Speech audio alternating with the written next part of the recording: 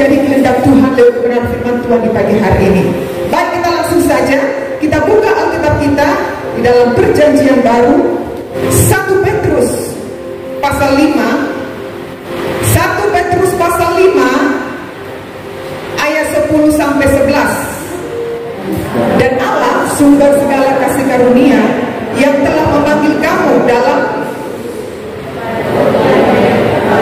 akan melengkapi, meneguhkan, menguatkan dan mengokohkan kamu sesudah kamu menderita seketika lamanya. Ayat 11. Baik, sebaca sekali lagi ya, ayat 10 saja. Dan Allah sumber segala kasih karunia yang telah memanggil saudara dan saya dalam Kristus kepada kemuliaannya yang kekal, akan, yang pertama 4 poin, melengkapi, meneguhkan, menguatkan dan mengokohkan kita sesudah kita menderita seketika lamanya. Saya baca dalam terjemahan bahasa sehari-hari supaya kita lebih paham, Bapak Saudara.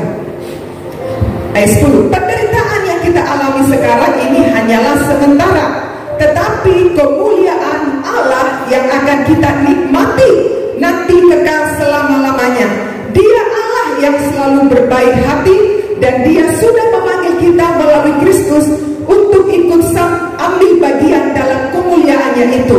Sesudah kita menderita untuk sementara waktu, Allah akan menolong, menguatkan, memulihkan dan memberikan semangat yang baru kepada kita.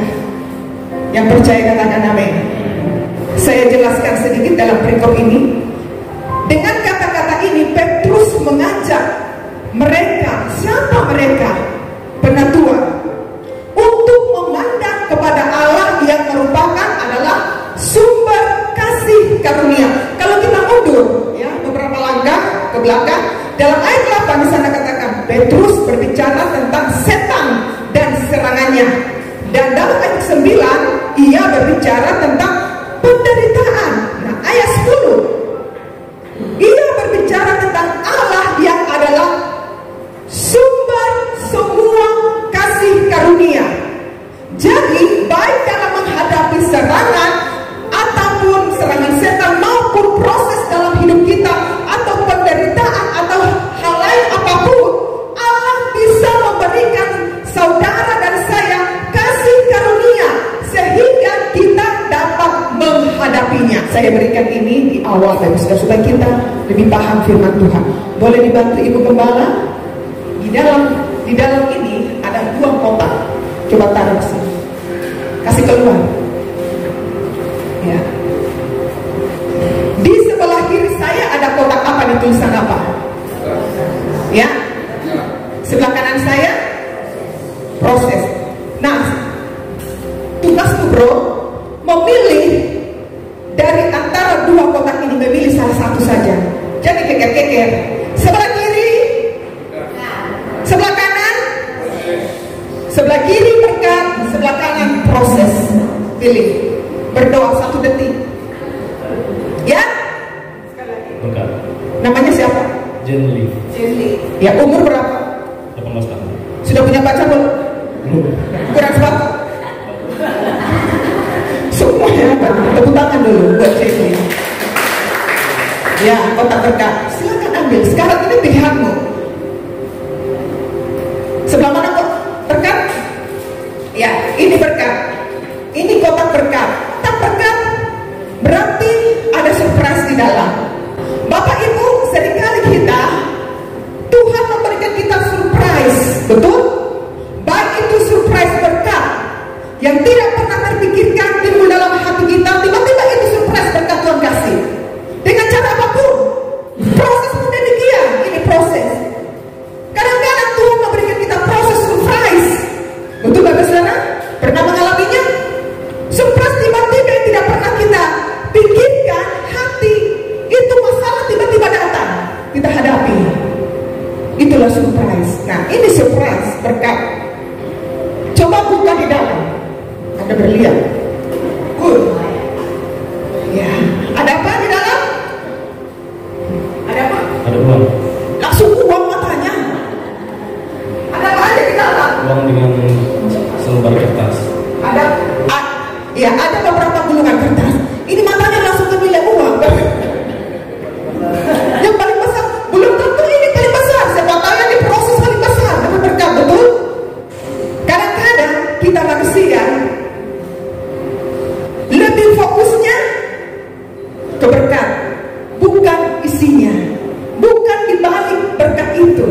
sebenarnya.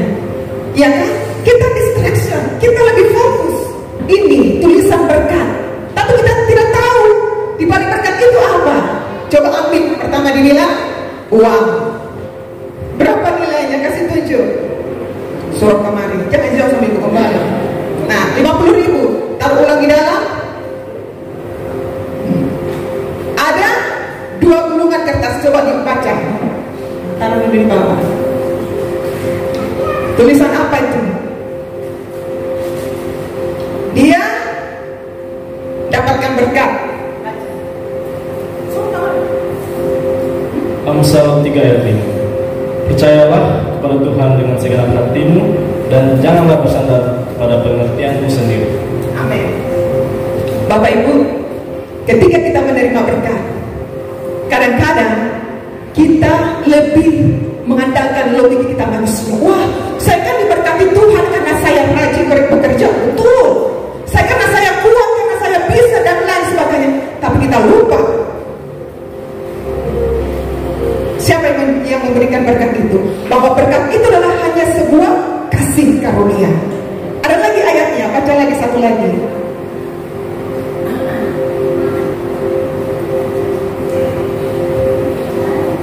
Ini berkatnya. Matius 6 ayat 33. Tetapi carilah dahulu kerajaan Allah dan kebenarannya, maka semuanya itu akan ditambahkan kepadamu. Amin. Nah, kadang-kadang kita diberkati, kita distraction juga kepada berkatnya. Kita lupa mencari sumbernya. Amin. Kadang-kadang kita lupa mencari sumbernya. Siapa yang memberi berkat itu dalam kehidupan kita? Ini milikmu ya. Ini nanti bawa uangnya, bawa pulang. Kalau seandainya dia buka proses, coba buka proses. Ini proses.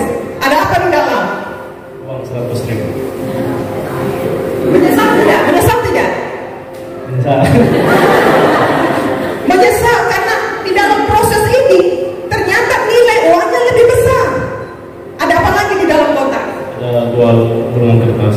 Ada 2 gulungan kertas. Ini proses. Bapak Ibu, terkadang kita distraction kepada prosesnya yang besar dalam hidup kita, di depan kita.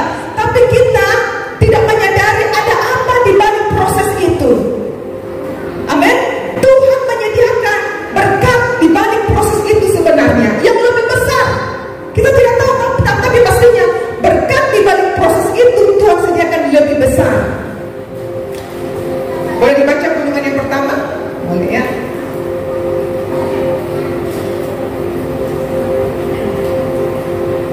Ayub 23 ayat 10. Karena ia tahu jalan hidupku, seandainya ia menguji aku akan timbul seperti emas. Di balik proses Tuhan izinkan dalam hidup kita. Terkadang Tuhan izinkan itu supaya kita dimurnikan seperti emas. Ayub katakan, Dia memurnikan kita seperti emas menjadi bernilai dan menjadi berharga bagi Tuhan. Boleh baca satu lagi? Yeremia 17 ayat 7. Diberkatilah orang yang mengandalkan Tuhan, yang menaruh harapannya pada Tuhan. Amin. Ketika masalah besar, proses besar kita hadapi, kita mengandalkan Tuhan, kita memperoleh kekuatan baru. Amin. Tepuk tangan bagi Tuhan Yesus Kristus. Boleh? Oke, Tuhan memberkati. Ini adalah milik Anda. Boleh dibawa pulang. Jangan lupa ayatnya, jangan cuma uangnya dibawa. Ini renungkan. Kan pilih berkat toh, jangan cuma uangnya. Ini tidak usah menpakai.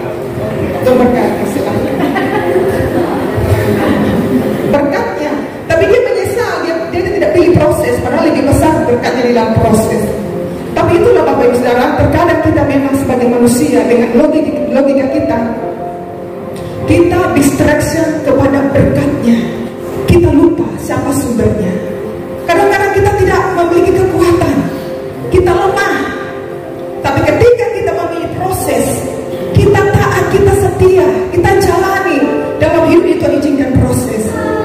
Ada pemurnian seperti emas tadi, bahkan ada berkat yang besar di balik proses itu. Saya katakan, dalam hidup ini sangat wajar atau lumrah yang namanya proses atau penderitaan yang kita hadapi. Siapa sih hidupnya yang tidak mengalami proses? Siapa sih hidupnya yang tidak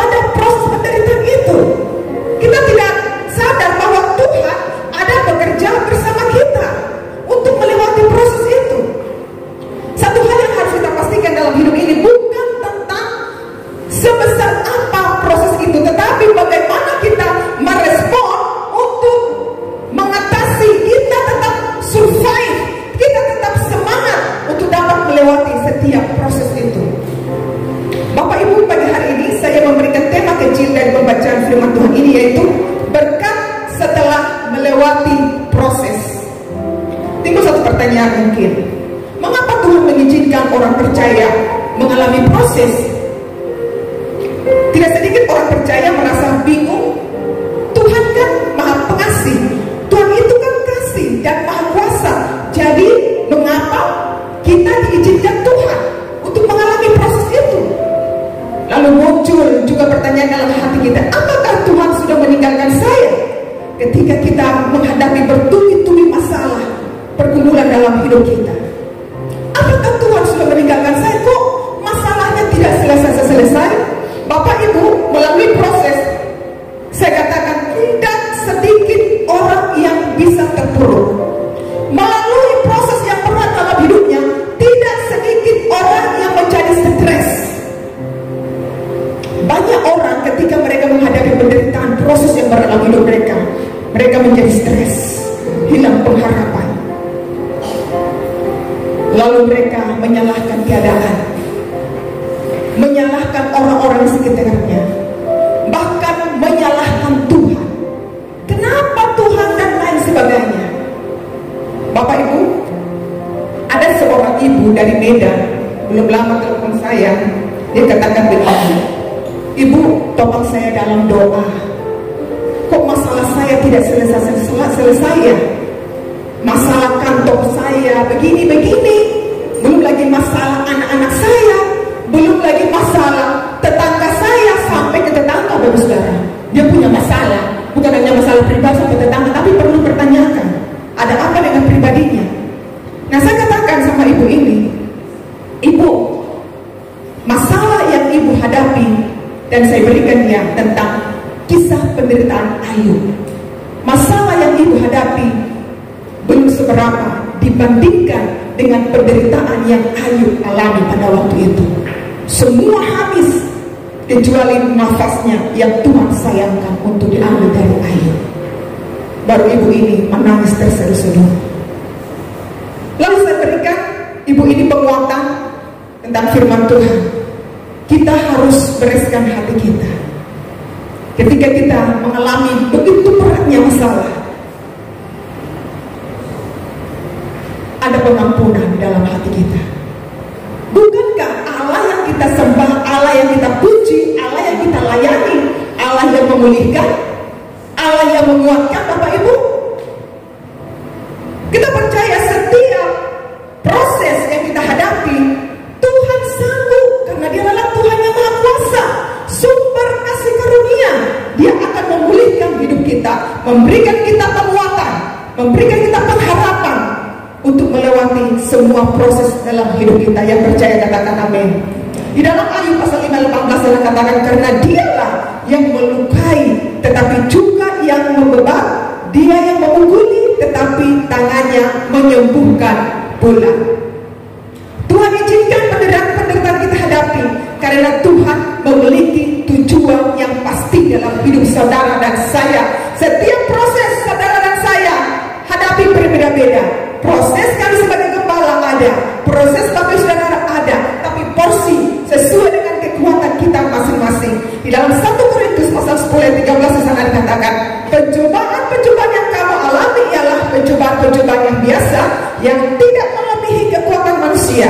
Sebab Allah setia, dan karena itu Ia tidak akan membiarkan kamu dicobai melampaui kekuatan kita. Pada waktu kita dicobai, Tuhan akan memberikan kita jalan keluar sehingga kita dapat menanggungnya. Tuhan pasti memberikan jalan keluar karena Dia adalah Tuhan segala sumber kasih karunia. Karena apa? Karena Dia Tuhan yang berkuasa, Tuhan yang ajaib. Kita perhatikan pada ayat yang 10 di dalam pembacaan tadi, jangan dikasih mati slide-nya. Ayat 10, 1 Petrus 5 ayat 10-11 tadi. Di sana dikatakan, dan Allah sumber segala kasih karunia. Saudara percaya bahwa Allah adalah sumber segala kasih karunia? Amin. Sumber segala kasih karunia, sumber berkat, sumber mujizat, sumber kesembuhan, sumber kehidupan, semuanya. Apa yang Tuhan tidak punya, semua Tuhan punya. Saudara pun ada di tempat ini karena kasih karunia.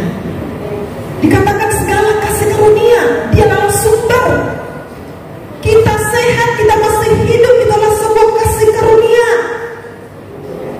Saudara berkesempatan untuk melayani di pagi hari ini, itu adalah sebuah kasih karunia. Banyak orang-orang di luar sana tidak berkesempatan, tidak memiliki kasih karunia melayani di luar. Tapi saudara dan saya adalah Tuhan sudah memilih untuk kita menikmati kasih karunia Tuhan. Jadi tidak ada alasan ya kita tidak memprioritaskan Tuhan. Kalau kita mengerti siapa itu sumber kasih karunia, tidak akan datang malas untuk beribadah dengan alasan apapun. Kalau kita menyadari siapa pemilik hidup ini, segala berkat yang kita terima keluarga apapun itu hanya kasih karunia. Bapak Ibu, ada beberapa hal penting yang kita ketahui. Tahap-tahapnya berkat apa saja yang kita terima setelah melewati proses. Yang pertama di ayat ini tadi, yang pertama bisa kita katakan melengkapi dalam terjemahan King James Version. Di sana dikatakan make you perfect. Melengkapi artinya memulihkan, menyempurnakan. Bukan hanya memperlengkapi kita, tapi Dia juga memulihkan, menyempurnakan. Dan lebih tepatnya adalah kata memulihkan. Kepada suatu keadaan sempurna atau lengkap ini digunakan untuk menggambarkan proses pembetulan atau penambalan. Bapak Ibu, kalau ban kendaraan kita bocor, kita harus pergi ke bengkel, harus ditambal itu ban supaya tidak ada luka. Kalau ada luka di ban itu, tidak akan bisa kita mengendarai kendaraan, betul saudara? Yang kempes, loyo. Jadi itulah sebabnya harus ditambal dia. Jadi inilah arti terjemahan bahasa aslinya, harus dilakukan penambalan. Bapak Ibu Saudara, kenapa tahap pertama ini dikatakan tadi melengkapi, memulihkan, menyempurnakan? Ini yang penting dalam hidup saudara dan saya. Jadi kenapa tujuan Tuhan lebih prioritas kepada hati kita, Bapak Saudara? Ketika kita mengalami proses yang berat, Tuhan tidak terfokus kepada masalah kita yang besar, tetapi Dia lebih terfokus kepada hati kita, hidup kita. Kenapa? Karena di dalam hati ini dia segala, ada akar kejahatan, ada kebaikan. Jadi ini yang perlu dibereskan, Bapak Saudara. Hati kita, di hati ini juga ada kepahitan, ada kebencian, ada iri hati, ada luka batin. Inilah yang Tuhan mau dipulihkan, disempurnakan. Kalau kita masih menyimpan dengki, benci, semua dalam hati ini, Tuhan tidak akan bisa bertahta dalam hati saudara dan saya. Yang setuju katakan amin. Jadi Tuhan memilih untuk melengkapi. Kenapa orang-orang datang berdoa, topang dalam doa konseling? Kami tidak terfokus kepada masalahnya yang besar dihadapi, tapi lebih terfokus kepada pribadinya. Adakan pemberesan. Kenapa? Ketika ada pemberasan dalam hati ini, melepaskan segala yang tidak baik, yang tidak berkenan di hadapan Tuhan, di situ akan mengalir aliran-aliran sungai surgawi, firman Tuhan, Roh Kudus yang bertahta. Disitulah seseorang itu akan mengalami pelepasan, ada kekuatan, dipulihkan, sehingga dia kuat berdiri menghadapi proses yang besar di hadapannya. Tuhan lebih memilih hati saudara dan saya untuk dipulihkan. Memang dalam hidup ini kita akan berhadapan dengan segala berbagai proses dan tantangan hidup, Bapak Saudara. Namun percayalah bahwa Tuhan melihat hati kita ketika tetap setia kepada Tuhan. Melihat hati, di Amsal katakan, jagalah hatimu dengan segala kewaspadaan, karena dari situlah terpancar kehidupan. kehidupan tidak akan terpancar dari tempat lain, tapi dalam hati kita. Hati kita yang menentukan apakah kita kuat atau lemah, apakah kita tetap melangkah atau maju di hati ini. Sehingga ketika hati ini siap dipulihkan kuat, maka pikiran kita sehat dan kita siap bertindak. Yang kedua, diteguhkan. Diteguhkan, meneguhkan. Dalam terjemahan bahasa aslinya steadis, ya, stabil, diteguhkan. Nah, Allah karena itu bisa meneguhkan kita. Ini yang dialami oleh penulis surat ini, yaitu Petrus. Kita tahu ya, Petrus adalah orang yang sangat mudah temperamen. Temperamennya tinggi, dia suka pemarah. Petrus, namanya Petrus, ya seperti Petrus ya. Baru kemudian Petrus ini dia orangnya mudah terombang-ambing, dia mudah bimbang, seperti tidak memiliki tujuan hidup, Bapak Ibu Saudara. Tetapi oleh karena kasih karunia Tuhan, Tuhan mengubah hidupnya Petrus. Tuhan mengubah pola pikirnya Petrus. Tuhan mengubah mindsetnya dan meneguhkan sehingga ia memiliki pendirian yang teguh. Inilah pribadi Petrus, Bapak Saudara. Allah kasih karunia itu tentu juga bisa melakukannya dalam hidup saudara dan saya. Setelah melewati proses, Tuhan meneguhkan hati kita. Tuhan meneguhkan iman saudara dan saya, sehingga kita tetap berharap hanya kepada Tuhan, memiliki pendirian yang teguh, memiliki iman yang teguh, sehingga tidak mudah diombang-ambingkan oleh arus dunia ini. Kalau kata orang ke sana yuk ke sana, ke sana ke sana, tapi memiliki pendirian yang teguh. Ini dikatakan meneguhkan. Yang ketiga, dikuatkan. Ya, menguatkan di situ. Kalau dalam terjemahan bahasa aslinya lebih tepat dikatakan dikuatkan atau memperkuat, strengthen, memperkuat, ya, dikuatkan. Setelah mengalami proses, kita akan diperkuat lewat pengalaman-pengalaman apa, saudara? Lewat pengalaman-pengalaman penderitaan, proses yang berat dalam hidup kita. Kita memiliki pengalaman. Saya mengalami proses di masa lalu. Saya kuat. Dan saya juga percaya, saya mengalami proses di saat ini, saya pasti kuat. Karena Tuhan yang memberikan kekuatan. Tepuk tangan bagi Tuhan Yesus. Lewat proses yang saudara hadapi akan mendekatkan kita kepada Tuhan. Amin. Seringkali Tuhan memakai proses itu untuk apa? Untuk mendekatkan kita kepada Tuhan, supaya kita berharap kepada Tuhan, bersandar kepada Tuhan, supaya kita siap next level. Yang percaya katakan amin. Saudara siap next level? Saudara siap menghadapi proses? Amin. Saat ini semua kita menghadapi proses, tapi percaya saudara siap next level.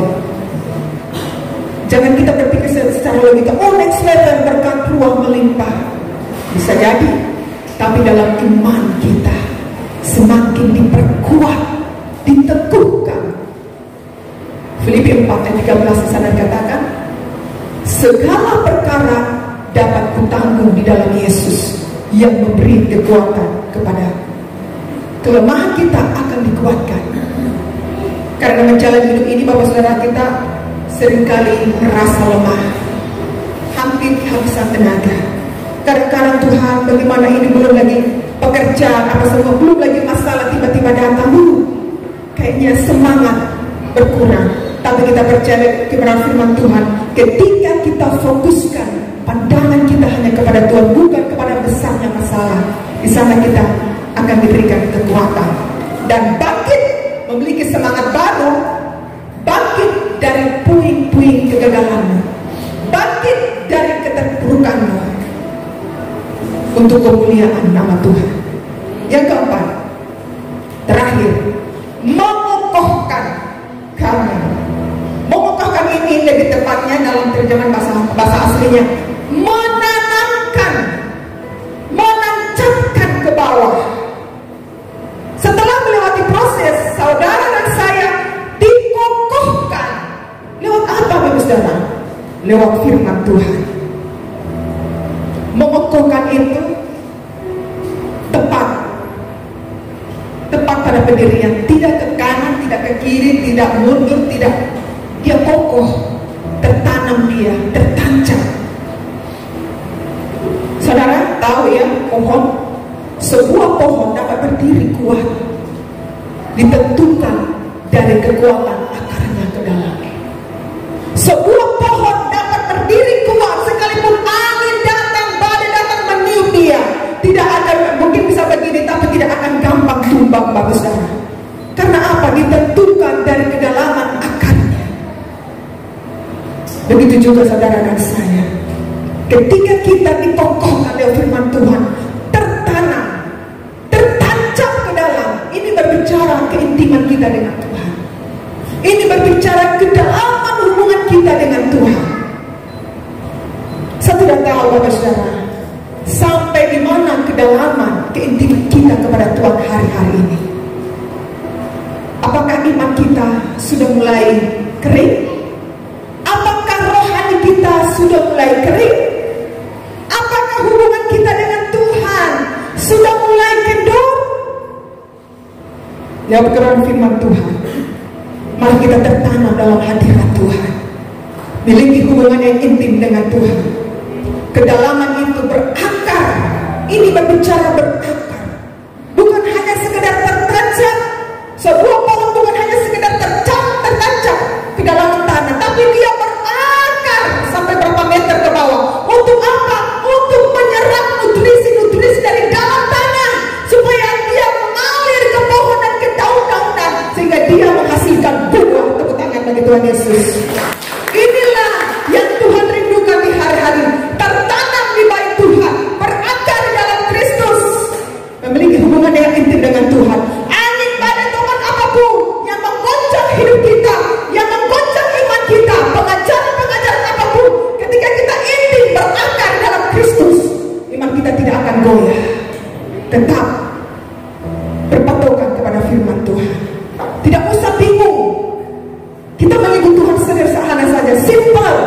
Renungkan firman Tuhan, intim dengan Tuhan, lakukan firman Tuhan, tertanam dalam Kristus. Iman kita tidak akan mudah diombang-ambingkan oleh arus dunia ini, bahkan arus pengajaran-pengajaran yang tidak sesuai dengan firman Tuhan. Yang percaya katakan amin. Mungkin engkau harus menghadapi proses yang berat saat ini. Saya mau katakan, percayalah, lewat proses itu karakter kita semakin dipertajam. Lewat proses itu kita semakin dimurnikan, amin. Seperti emas dimurnikan. Bapak sudah maaf, saya bukan pamer ya. Emas, saya seringkali pribadi, cincin perkawinan kami, saya memandang, mendalami luar biasa proses sebuah emas itu.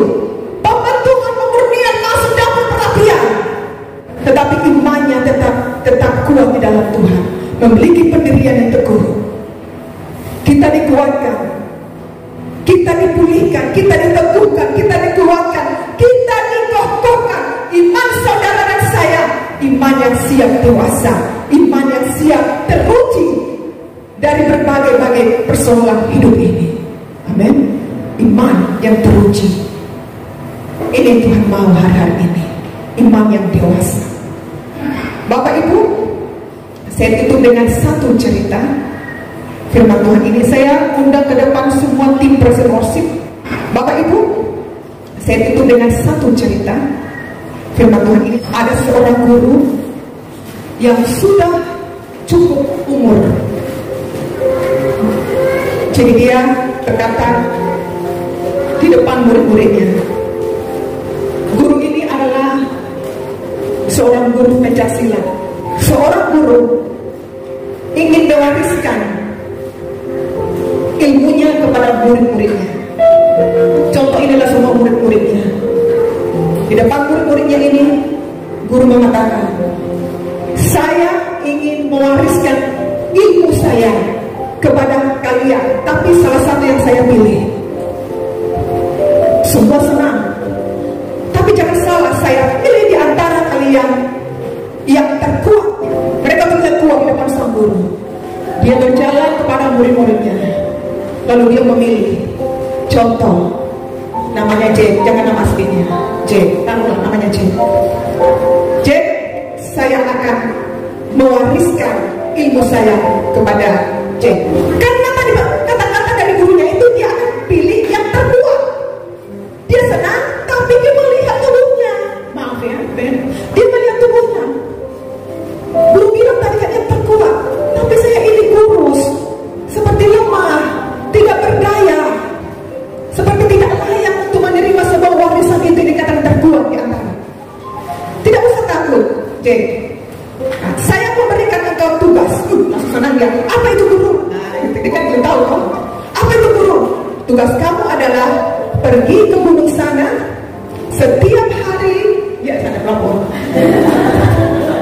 Setiap hari kamu akan pergi ke gunung itu. Di situ ada sebuah batu besar.